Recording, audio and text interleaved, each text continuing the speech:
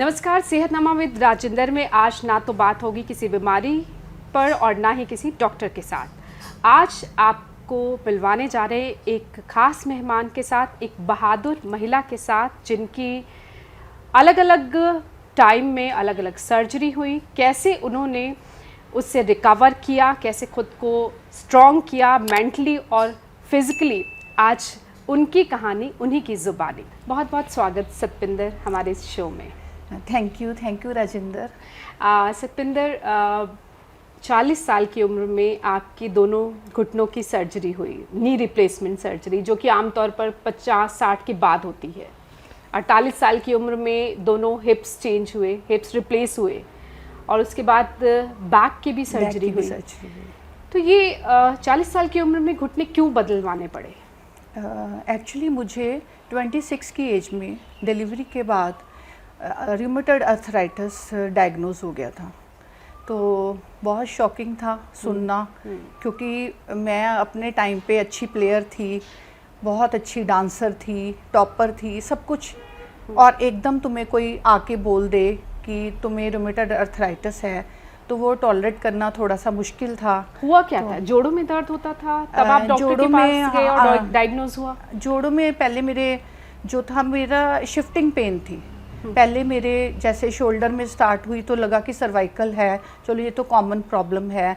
लेकिन फिर उसके बाद नी में, फिर नेक्स्ट नी में, तो जैसे ही गई डॉक्टर के पास तो उन्होंने बोला कि शिफ्टिंग पेन है तो it may be rheumatoid arthritis. तो फिर ये डायग्नोज हो गया। तो उसके बाद वो इतना ट्रीटमेंट के बाद भी वो इतना स्फेयर हो गया, बढ़ता गया और इतना ज़्यादा हो गया कि 10 साल में मेरे दोनों नी बुरी तरह से प्रभावित हो गए, डैमेज हो गए बुरी तरह से। यानी कि 26 साल में ये दर्द शुरू हुआ, र्यूमेटॉइड डायग्नोज हुआ और उसके बाद 40 की उम्र तक आते आते आप घुटनों में पेन बर्दाश्त नहीं कर पा रही, बहुत ज़्यादा पेन हो रही थी। और फिर डॉक्टर ने रिकमेंड किया कि आपको नी रिप्लेसमेंट के लिए जाना चाहिए, पर इतनी छोटी एज में हम कभी नहीं सोच सकते कि हम नी रिप्लेस करवाएंगे। फिर काफ़ी सोचने के बाद मैंने ये डिसीजन लिया कि अगर हमारे घर में कोई ख़राब चीज़ हो, या किचन में, हमारी फ्रिज में कोई ख़राब चीज़ हो, तो हम उसको फेंकना पसंद करते हैं, ना कि उसको रखना। तो अपनी बॉडी में भी हम अपनी बॉडी को घर ही समझना हमें चाहिए। तो मैंने उसको एज ए घर ही समझा कि मैं इसी के साथ तो दुनिया को देख सकती हूँ। तो अगर मेरे इसमें प्रॉब्लम है तो मेरा निकालने में ही मेरी बेहतरी है। पूरा दिन दर्द में रहना इजी नहीं होता। तो फिर मैं चलने फिरने में दिक्कत होती थी बहुत ज़्यादा, लेटने में, बैठने में, जॉब पे जाने में बहुत ज़्यादा मैंने प्रॉब्लम फेस करी है। तो फिर बिल्कुल, आप वर्किंग भी हो? हाँ, वर्किंग हूँ। मेरे ख्याल से जॉब ने मुझे ज़िंदा रखा हुआ है, क्योंकि जॉब जब तुम्हारी होती है, तुम्हें पता है तुमने उठना है। वैसे तुमने नहीं जाना तो तुम लेटे रहोगे, पेन सहते रहोगे। जाना था, मोटिवेशन थी, उठना था, बच्चे को पढ़ाना था। तो ये सब चीज़ें जब देखी तो मोटिवेशन खुद ही आ जाती है। तो दोनों घुटनों की एक साथ सर्जरी हुई थी? हाँ जी, दोनों की एक साथ हुई। उस दौरान महज 40 साल आपकी उम्र थी और उस दौरान फिर कैसे कोप अप किया, रिकवर कैसे किया, खुद को फिट कैसे रखा? जब मुझे तो लगा रिप्लेसमेंट के बाद मैं ज़्यादा फिट हो गई। जब मैं घर आई, जब मैंने फर्स्ट टाइम घर आके, मुझे इतनी पेन थी, रिप्लेसमेंट जो है, मुझे ऐसे लगा मैं 2 गेस्ट घर पे लेके आई हूँ। मैंने अपने घर अंदर की गंदगी निकाल ली और अपने अंदर मैं इनको गेस्ट मानती हूँ। और जब मैं आई घर और मैंने चलना शुरू किया तो मुझे नहीं पता मैंने बचपन में कैसे, मैं जब चली तो मुझे फील हुआ, लेकिन आफ्टर रिप्लेसमेंट मैं इतनी खुशी ज़िंदगी में मुझे कभी महसूस नहीं हुई जितनी उस टाइम हुई बिना पेन के चलना। तो मैं तो ये सबको ये सलाह देती हूँ कि दर्द सहने का कोई मतलब नहीं है। और उसके बाद मेरी ज़िंदगी बिल्कुल बदल गई। जो मैं 8-9 साल से रिस्ट्रिक्टेड होता है ना, जैसे घर में कहीं घूमने जाना है, हस्बैंड बेटी घूम रहे हैं मॉल में और मैं बैठ के देख रही हूँ, बहुत डिप्रेसिंग था वो सब। लेकिन जैसे मुझे लगा मुझे नई ज़िंदगी मिली है और मैंने इतना चलना शुरू किया, मैं 4-4 किलोमीटर, मैं कहीं पे कार लेके नहीं जाती थी। मुझे लगता जिसके पास जो चीज़ की वैल्यू तब हमें होती है जब वो हमारे पास नहीं होती। तो मुझे नी की वैल्यू रिप्लेसमेंट के बाद पता चली कि इसके साथ चलना कितना हम ब्लेस्ड हैं। जो लोग, मैं तो अब हूँ, मैं तो आर्टिफिशियल को भी ब्लेस्ड ही मानती हूँ, क्योंकि मुझे मौका तो मिला ज़िंदगी जीने का कि मैं मतलब उस बंदे का ये थैंक यू है जिसने ये सर्जरी बनाई, और वो डॉक्टर जिसने मुझे नया जीवन दिया, सलाह दी। तो जो लोग नी रिप्लेसमेंट सर्जरी से डरते हैं उनके लिए आप कोई मैसेज देना चाहेंगी? हाँ, मैं सबको यही कहती हूँ कि हमें सोचना नहीं चाहिए, एक सेकंड के लिए भी ये बात नहीं सोचनी चाहिए कि हमें नहीं रिप्लेस कराने। मैंने बहुत लोगों को फायदे ही हैं, बहुत फायदे हैं। हम क्या करते हैं? है? नहीं, मेरे ख्याल से तो नहीं। हमारी इंडियन सोसाइटी में क्या है, हम कोई भी सर्जरी हो, चाहे वो एक स्टोन की लेप्रोस्कोपी के लिए भी जाना हो, तो हम ये सोचते, नेगेटिव सोचते हैं कि हम शायद जिंदा ही नहीं बचेंगे। हाँ, डर लगता है। ऐसा लगता है कि डॉक्टर कहीं पैसा बनाने के लिए तो नहीं सर्जरी की सलाह दे रहे, लेकिन नहीं, आपका एक्सपीरियंस कुछ और रहा। आपके लिए नी सर्जरी जो है वो एक नया जीवन देके नया जीवन मिला। और ये सोचो, ये ना हम नेगेटिव ना सोच के पॉजिटिव की तरफ सोचें कि हम इससे ज़िंदगी को बेहतरीन बना सकते हैं, तो ये एक वरदान है। अच्छा, उसके बाद कब पता चला कि हिप्स में कैसे प्रॉब्लम हो रही थी? नी रिप्लेसमेंट के 5-6 साल बाद मैं ऑस्ट्रेलिया विज़िट करने गई, तो मैं पूरी फ्लाइट में बहुत पेन फील कर रही थी। हिप्स में पेन होता हिप्स था? हिप्स में नहीं हो रहा था, साइड पे हो रहा था, थाइस की साइड पे हो रहा था। मैंने 4-5 पेन किलर फ्लाइट में खाई, वहाँ पे मैं पूरे एंजॉय करके आ गई। आके मुझे पता चला कि ये पेन होती रहती थी, पर मेरे को ऐसे कभी नहीं लगा कि मेरे साथ इतना बुरा भी हो सकता है कि नी के बाद मेरे दोनों हिप भी जा सकते हैं, क्योंकि हम उसकी भी वजह वो रियोमो आर्थराइटिस ही था। हाँ, उसने ही डैमेज हिप्स को भी किया। हिप्स को भी कर दिया।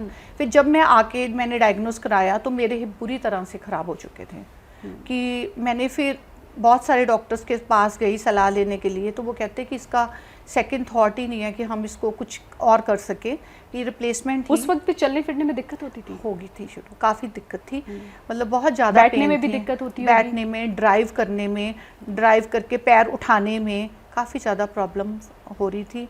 फिर मुझे पर ये नी सर्जरी के बाद फिर हिप्स भी रिप्लेस होने हैं, जब डॉक्टर ने ये कहा तो उस वक्त क्या महसूस हुआ? बहुत ही बुरा, बहुत शॉकिंग था। सारे घर में एक किस्म का, जैसे कहते हैं ना, वो वर्ड नहीं यूज़ करना चाहिए कि मातम सा छा गया, कैसे कैसे हो गया। मुझे पता है कि मेरे को सब मोटिवेट करने की कोशिश कर रहे थे, पर अंदर से मेरी पूरी फैमिली टूट गई थी। तो फिर मैंने मेरे ज़हन में क्या उस वक्त चल रहा था कि घुटने बदल चुके हैं, अब हिप्स भी दोनों चेंज होंगे, क्या होगा, कैसे होगा? बहुत बुरा लगा, मतलब उस स्टेज में सोचने की स्थिति में मैं नहीं थी। फिर मैं अपने आप को, मैंने एक ये कहीं वर्ड पढ़ा था कि ज़िंदगी उसी के साथ खेलती है जो खिलाड़ी बेहतरीन होता है। दर्द सबके अलग अलग हैं, जो हार गया वो डूब जाता है, और जो हिम्मत रखे वो उबर जाता है। तो मुझे फिर ये इंस्पायरिंग चीज़ें पढ़ी मैंने काफ़ी सारी, और अपने आप को मोटिवेट किया। मेरा तो एक ही फंडा है, जिस सर्जरी के लिए जाना है, आप गुरुद्वारे अरदास करनी है, पहले पार्लर जाना है, अपने आप को अच्छे से तैयार करना है। उसका भी एक रीज़न है राजिंदर, कि जब लोग तुम्हारा पता लेने आते तो तुम, मेरे ख्याल से तुम सुंदर लगने चाहिए, ठीक है? तो इसलिए डिप्रेसिंग नहीं लगने चाहिए, है ना? तो हॉस्पिटल में भी लोग तुम्हें देखने आए और तुम बीमार लगो, क्योंकि जो एज्ड बंदे उनको नहीं फ़र्क पड़ता, यंग बंदों को तो जब शुरू से ही तुम ऐसे तैयार होके रहते हो, तो सर्जरी के लिए भी तैयार होके जाओ। तो इस तरह से आपने अपने को हिप्स रिप्लेसमेंट सर्जरी के लिए तैयार किया। तो फिर ये दोनों एक साथ हुई थी surgery at the age of 48, है ना? 48 नहीं, एक सर्जरी हुई, क्योंकि ये एक हिप पहले चेंज हुआ, क्योंकि इसमें जो है नी इकट्ठे कर सकते हैं, हिप इकट्ठे नहीं कर सकते। अच्छा। तो पहले एक सर्जरी हुई, 3 मंथ्स के बाद सेकंड हिप रिप्लेस हुआ। वो तो डॉक्टर्स तो कह रहे थे कि 1 ईयर रखो, पर मेरे को लगा कि नहीं, मेरे को अभी पेन में नहीं रहना। जब तुम एक बार रिप्लेस करा के कंफर्टेबल हो जाते हो, तो उनमें लगता है कि मुझे कंफर्टेबल होना है, तो मैंने फटाफट विदिन 3 मंथ्स दोनों हिप जॉइंट रिप्लेस करवा लिए। उस दौरान कैसे रिकवरी कैसे की, फिजिकली भी और मेंटली भी? फिजिकली बहुत हार्ड था, बहुत पेनफुल था, क्योंकि साइड नहीं ले सकते, पूरी रात तड़फना, घबराहट, बेचैनी हुई। सेकंड के लिए फर्स्ट को जैसे होता है ना कि हम एक एग्ज़ाम फर्स्ट वाले में डिफ़िकल्टी आती है, दूसरे एग्ज़ाम के टाइम हम थोड़े से मेंटली प्रिपेयर हो जाते हैं, तो सेकंड में मुझे इतना नहीं फील हुआ, फर्स्ट में मुझे बहुत अनकंफर्टेबल हुआ। फिर धीरे धीरे वही 1.5-2 महीने के बाद मतलब मुझे पूरा साल लग गया नॉर्मल होने में। मेंटली खुद को कैसे स्ट्रांग रखा, क्योंकि इस दौरान बहुत लोग डिप्रेशन में चले जाते हैं, अवसाद महसूस होता है, उदासीनता ज़िंदगी से महसूस होने लगती है, उस दौरान खुद को एनर्जेटिक कैसे रखा, उत्साह अपने अंदर जोश कैसे बनाए रखा कि मुझे जीना है और इस खूबसूरत दुनिया को देखना है?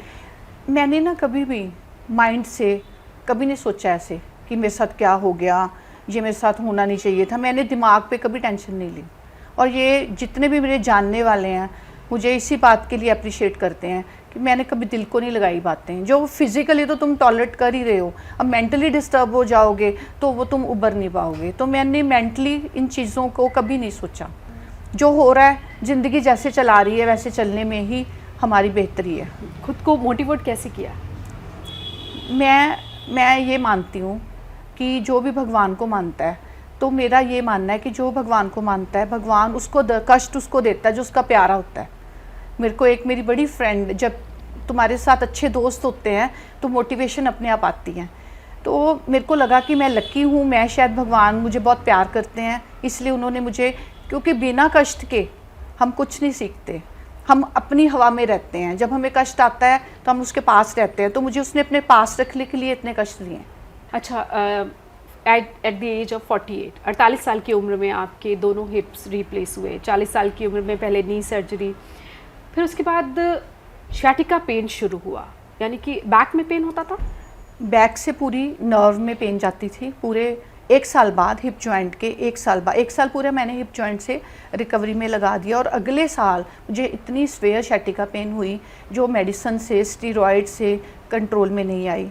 और उसके बाद जब वो पेन बंद नहीं हुई तो बहुत ज़्यादा कोशिश के बाद डॉक्टर नहीं कर पाए कुछ, तो उन्होंने कहा कि आपको बैक की सर्जरी करानी पड़ेगी। फिर उसके लिए भी आप तैयार हो गई?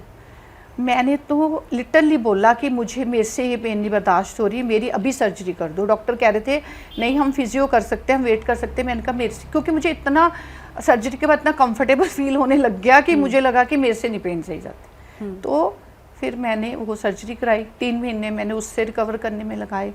फिर 5-6 महीने के बाद मैं गिर गई और मेरे दोनों लंग्स जो थे, लंग्स में हेयर लाइन फ्रैक्चर आ गया। पिछले 5 साल से मैं इन चीज़ों से जूझ रही हूँ, पर मेरे को, लेकिन आप जॉब भी कर रही हैं, आप घर भी संभाल रही हैं, जॉब भी मैं बहुत अच्छा कर रही हूँ, जिंदगी को एंजॉय भी कर रही है, घूम फिर भी रही हैं। बिल्कुल। ये जो बैक की सर्जरी हुई वो बहुत पेनफुल थी। कौन सी सर्जरी सबसे ज़्यादा आपको पेनफुल लगी, नी की, हिप्स की या बैक की? मुझे हिप की लगी। हिप की सर्जरी ज़्यादा पेनफुल थी। आफ्टर सर्जरी मुझे थोड़ा प्रॉब्लम फेस करनी पड़ी, लेकिन जो पेन हुई, शैटिका पेन, वो बहुत ही ज़्यादा पेन थी। मतलब एक्चुअली पेन को तुम एक्सप्रेस आप शब्दों में बयान नहीं कर सकते। हर पेन अलग तरह की पेन थी। मतलब मेरी बॉडी ने हर तरह की पेन सही है, मेरे पूरे जॉइंट्स ने पेन सही है, तो मैंने हर तरह की पेन, अब मुझे पेन के साथ जीना, उसके साथ मैं इंजॉय करने लगी हूँ। अच्छा, अब 3 सर्जरीज आप इतनी छोटी उम्र में, पिछले 12 साल में आप करा चुकी है। एट द एज ऑफ 40 से लेके आप 50+ हैं आप। तो अब ज़िंदगी इन सर्जरीज के बाद कैसी चल रही है? बेहतरीन, मज़े में है। आज जी लो, कल का कुछ पता नहीं। तो हम इतना कुछ प्लान करते हैं, बरसों की सोचते हैं, पल का पता नहीं, तो फुल ऑन एंजॉय है। अच्छा सतपिंदर, जाते जाते हमारे जो दर्शक आपको सुन रहे हैं, आपको देख रहे हैं, उनके लिए कुछ मैसेज ज़रूर दीजिए, जो कि शायद डर रहे होंगे, उन्हें भी कुछ प्रॉब्लम्स होंगी, लेकिन शायद सर्जरी से डर रहे, या किसी भी चीज़ से उनके मन में खौफ है, या किसी तरह के डिप्रेशन में, अवसाद में, अपनी तकलीफ़ों को लेकर। तो मैं सबसे यही कहना चाहूँगी कि डरो ना। जो प्रॉब्लम आ गई उसका हमारे पास कोई सल्यूशन नहीं है, उसको फेस कैसे करना, उससे निकलना कैसे है, हमें उसके बारे में सोच के और पॉजिटिव अप्रोच रख के और उस ऊपर वाले के ऊपर विश्वास रख के कि जो भी, मेरे को तो ये लगता है कि जो भी वो करता है हमारी बेहतरी के लिए करता है। बस अगर हम ये विश्वास रख लें तो हमें कभी कोई कष्ट बड़ा नहीं लगेगा, कोई कष्ट छोटा नहीं लगेगा। कभी अच्छा आखिरी सवाल एक और कि कभी डिप्रेसिंग सा फील होता था तो उस वक्त आप क्या करती थी? मेरे पास तो पाठ ही एक सोल्यूशन है। गुरबानी जब भी पढ़ती गुरबानी थी आप, पढ़ती हूँ। जिस भी आप भगवान को जिस- मानते हो, मैं तो गुरबानी पढ़ती हूँ, गुरुद्वारे रोज जाना है, बस मेरे लिए वही मोटिवेशन वहाँ से आपको हिम्मत मिलती थी। वही मिलती। बहुत बहुत शुक्रिया सतविंदर अपने एक्सपीरियंसेस हमारे साथ शेयर करने के लिए। उम्मीद करती हूँ कि जो दर्शक इस वीडियो को देख रहे होंगे उन्हें भी ज़रूर सतविंदर को सुनकर प्रेरणा मिली होगी। तकलीफ़ें आती हैं लेकिन उनसे पार पाना और मजबूती बनाए रखना शारीरिक और मानसिक तौर पर ये बेहद ज़रूरी है। शुक्रिया सेहतनामा विद राजेंद्र को देखने के लिए। चैनल को अगर सब्सक्राइब अभी तक नहीं किया है, सब्सक्राइब ज़रूर करें और वीडियो पसंद आए तो लाइक और शेयर भी ज़रूर करिए।